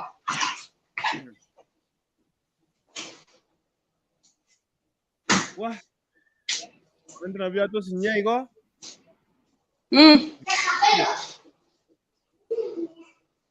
Tata kage kunenge kongu baite. Abuna oyina mokongu tata kwaenda leo. Gai. Mimi nilipiwa simu nikaambiwa sasa imeshinda tufanye tumsaidia hadi. Kimeumana. Ya kimeumana bana. Hatuwezi kumsaidia huyu. Kama amekataa, wacha mpe watoto sasa. Na mzee wake? Sasa mzee wake anajua ameoa huyu. Huyu mzee wake huyo shuga mami amejua ameoa mjijana. Shuga mami ameoleka? Yes. Sasa mzee wake amejua. Huyo bwanaka hajajua. Najua mwanamke ukicheza nje unacheza kivyako. Unaona? Sasa hapo ni mbaya sana. Hapo sasa hatuwezi kumsaidia. Hatuwezi. Hapo ukweli hatuwezi kumsaidia. Kama mimi siwezi kumsaidia. Wengine wakikuja alafu ndarudi baadaye kidogo tu. Watu walikuwa hapa mimi niliwacha ndio ulikuja. I was finishing. wamekuwa hapa, watu wamekuwa hapa wametuingia, so hata nilikuwa namalizia nikienda. Oh, kwani hivyo ni mimi nilikuwa nimekuja, ulikuwa unamalizia. Ninajua saa hii saa sita ndio mnamalizia, lakini mimi nimeongea hivyo tu. Sasa sijui option gani nilikuwa nasema kabla hiyo.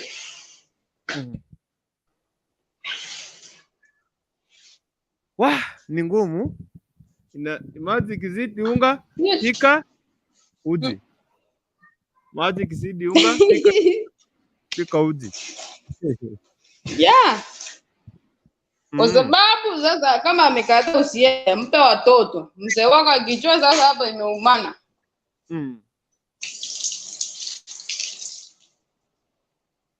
Wah, ni ngumu. Okay. Ni ngumu. Hapa itaumana. Inakuwa ngumu. Of course ni ngumu. Angalia sasa mzee ajui. Akijua si ataoa ama huyo kijana.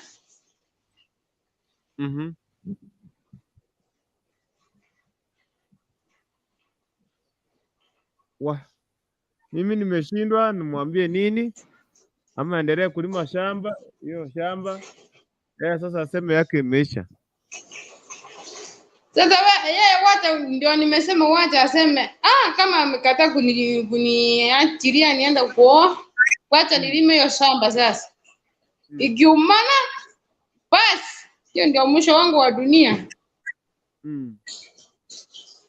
Lakini mimi nimesema wacha mpe watoto kwa sababu anataka ati asiende. Wacha mpe watoto. Sasa yeye atakubali?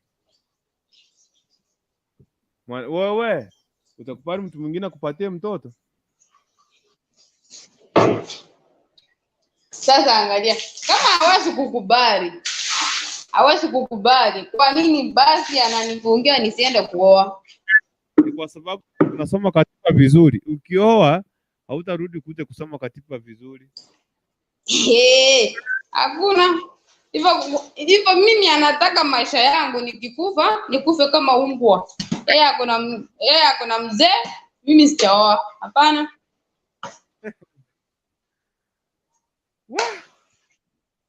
Sisi ilitushinda. Hata mimi sijaitwa sijui ni baba. Sijaitwa. Hakuna cha hiyo. Ama huyu mvulana wacha aseme, suru wacha niende. Akiniua uwe. Lakini najua huwezi kumfanyia kitu. Pia mtishia.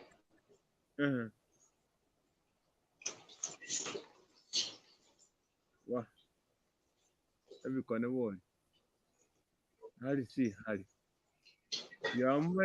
Imekuwa ngumu hapa. Mimi hata I don't know what to say. Kijana alikuwa ni mwenyewe. Akajenga kwa tatizo mwenyewe. Sasa wote wafunzo kwa wengine. Wote wafunzo kwa watu wengine ambao wanapenda mashuga mami. Ndio amemwambia akijaribu tu atamaliza. Sasa imekuwa ngumu kwake kijana. So sijui maneno ya mwisho kabla kumalizia show. Ni mwanamume. Lakini hapo sasa sijui itafanya aje.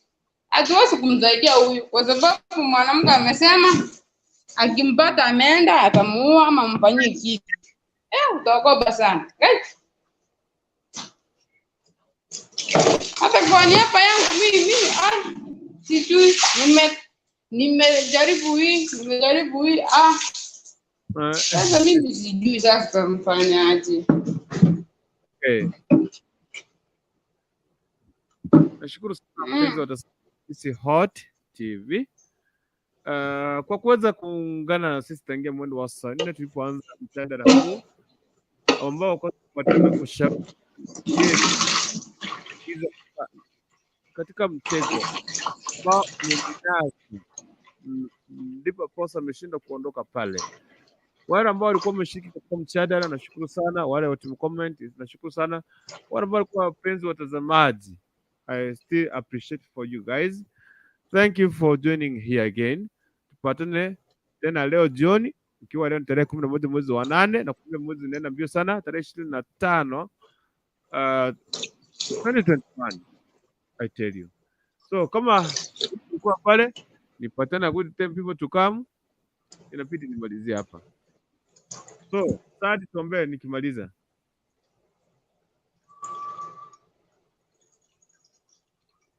Sad. Yes. Tuombe. Okay. Wacha tuombe. Baba, Mwana na Roho Mtakatifu, tumekuja mbele zako. Maana tulikuwa hapa hizi Hot TV Bwana. Baada tukienda kulala, tulale salama, tukutane kesho wewe Mungu. Kila mizizi ya ibilisi itaweza kututenga, tumekataa katika jina la Yesu Kristo. Tukienda kulala, wacha tulale na amani ya Mungu. Nikiacha kungurukutu, wacha aende salama, alale salama. Hayo machache naomba katika jina la Yesu Mkombozi wetu.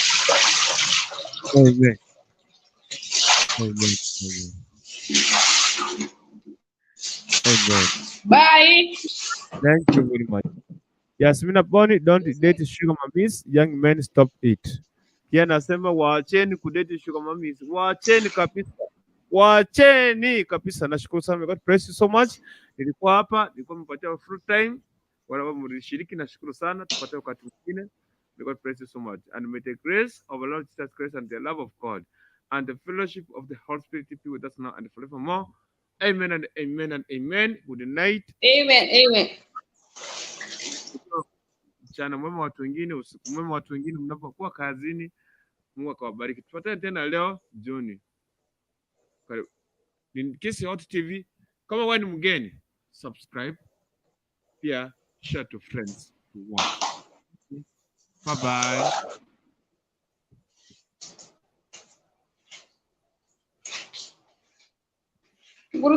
Bungurubutu tika ya kuya. Amani ya Mungu hiyo.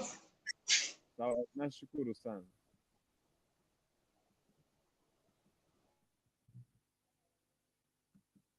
Kusifu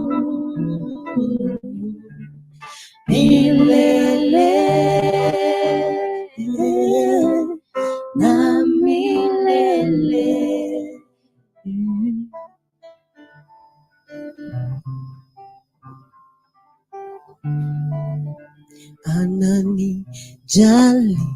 Anani jali, sitokubali kuzama kwenye maji. Ananipenda, yeye ni mwema.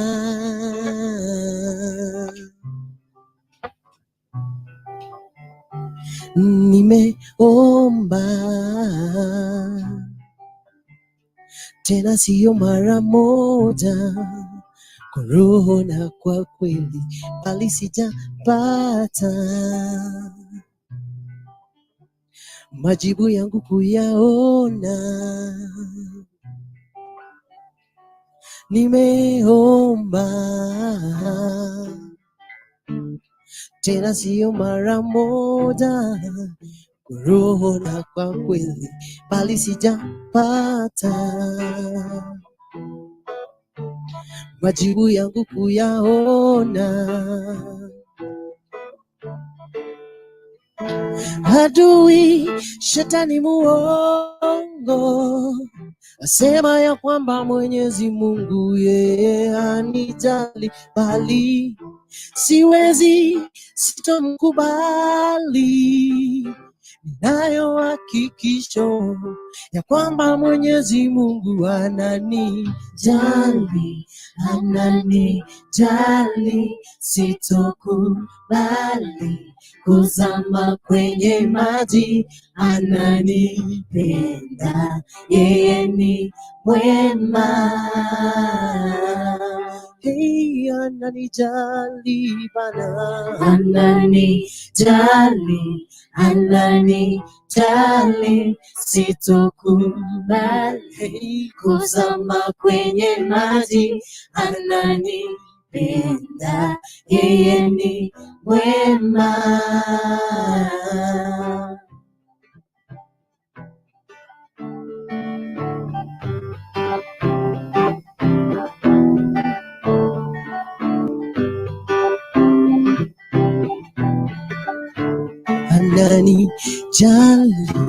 ananijali, sitokubali kuzama kwenye maji, ananipenda, yeye ni mwema.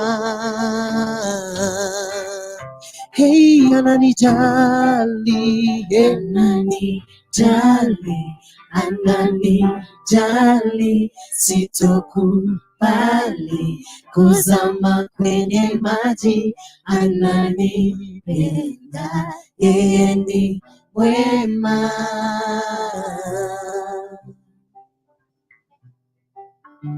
Ananijali.